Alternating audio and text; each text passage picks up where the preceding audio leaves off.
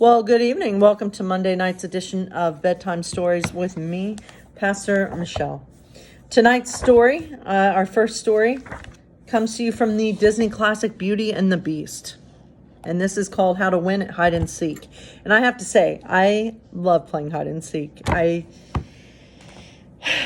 remember on one of the confirmation trips, we were at, we always say at churches a lot of the times, and we were playing the game Sardines, and I was doing quite well playing it, but then one of the kids, I don't even know what happened, accidentally set off the alarm, and the church just got crazy, and the alarm was going off, and it was loud, and so that game of Sardines was ended pretty early. But it was a fun night, though. It was fun. Aside from that. So let's hear the story tonight, how to win at hide and seek.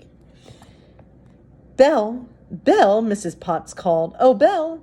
Belle was sitting in her bedroom, surrounded by a pile of books. There you are, Mrs. Potts cried. Hi, Belle, Mrs. Potts' son Chip chimed in. Hello to both of you. Were you looking for me? Belle asked Mrs. Potts. As a matter of fact, I was. I was just stopping by to inquire as to whether or not you would like some tea, Mrs. Potts told her. Thank you, I would love some, Belle said. So Mrs. Potts poured Belle a piping hot cup of tea. Belle took a sip and thanked her. Mrs. Potts soon headed back to the kitchen, but Chip stayed behind. He wanted to play with Belle. How about a game of hide and seek? Belle asked the small teacup. How do you play that? Chip asked. It's simple. One person hides and the other person tries to find him, Belle said. I can do that, Chip said. Of course you can. So, do you want to be the hider or the seeker? Belle asked. I want to be the hider, Chip said. Okay, I'll close my eyes and count to 10. So Belle closed her eyes and started counting. 1, 2, 3. Chip took off, darting behind the curtains just as Belle called. 10, ready or not, here I come.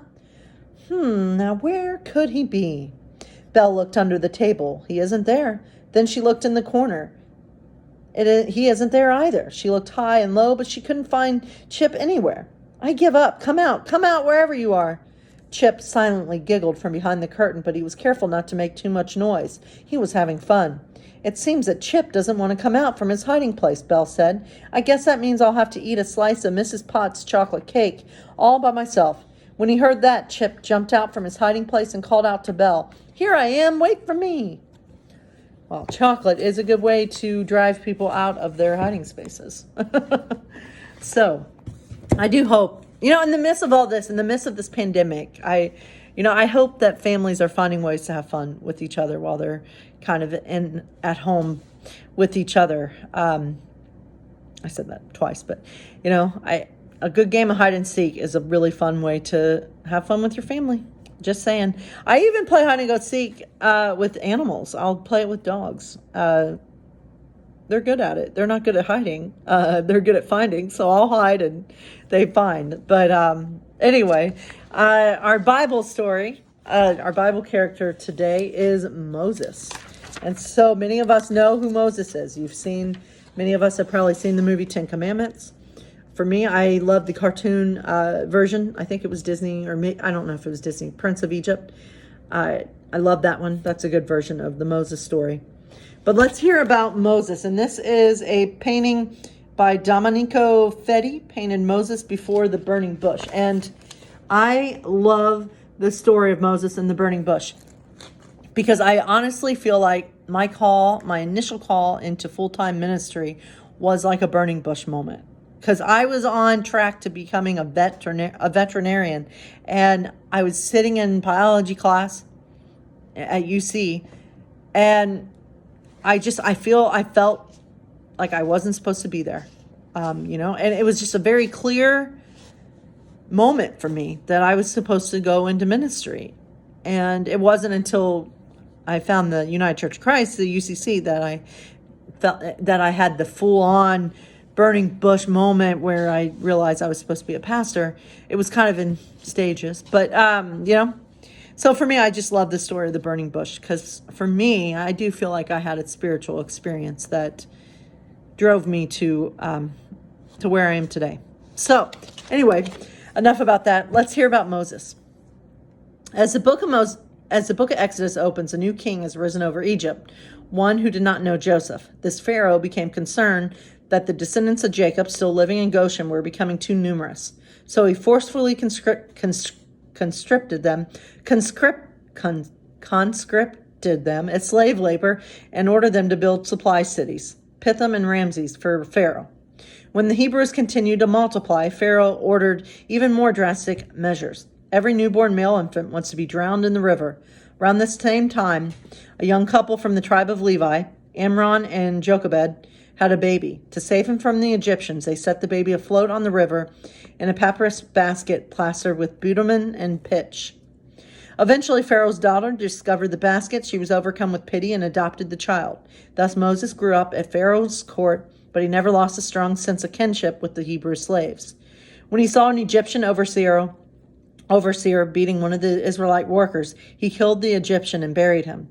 Word of this deed reached the ears of Pharaoh, forcing Moses to flee into the Sinai desert. Eventually, he reached a well in the Midian, a region near the Gulf of Aqaba, where he met a group of young girls who were being harassed by shepherds. Moses saved them and was invited to dine with the girls' father, a priest named Jethro. Moses remained with Jethro and married one of his daughters, Zipporah. In Sinai, Moses first encountered God in the form of a burning bush. I have observed the misery of my people who are in Egypt. God's voice called out to him. God then charged Moses to lead the Israelites out of bondage and bring them to the promised land. He also told him to use his brother Aaron as his spokesman because he can speak fluently. Moses and Aaron dutifully set out for Egypt, where they requested an audience with Pharaoh. Unfortunately, their pleas to release the Hebrew slaves fell on deaf ears. To punish Pharaoh, God sent a series of plagues to bend Pharaoh's will. The river Nile turned to blood. Thousands of frogs covered the land, soon followed by gnats and flies. Hailstorms ravaged the fields and destroyed the harvest. Locusts consumed whatever remained. Then the land was cast in darkness. But only the 10th plague finally broke Pharaoh's resistance. That night, the firstborn sons in every Egyptian family were killed. Pharaoh relented at last. Take your flocks and your herds, he told Moses and Aaron, and be gone. Exulting, Moses led the Israelites out of Egypt, but Pharaoh tried to ambush the Hebrews near the Sea of Reeds. Moses spread his hands, and a strong eastern wind forged a path through the waters. As soon as Pharaoh's chariots tried to plunge after them, the waters returned, and Pharaoh's army drowned. Moses then led his people into the Sinai on the way to the promised land. Now the 10 Commandments. 3 months after their departure from Egypt, Moses and his followers reached Mount Sinai. Here God handed him the 10 Commandments, the cornerstone of the law that would guide the Israelites from this time forward. Together with the other 603 regulations found in the Torah, the 10 Commandments provide the essential ethical framework for the relationship between God and humankind. So Mount Sinai is traditionally associated with the place where Moses received the tablets of law. And that is just a picture of Mount Sinai right here, what it looks like now. And then the finding of Moses. This is another painting by Sir Lawrence Alma Tadema. And there it is right there.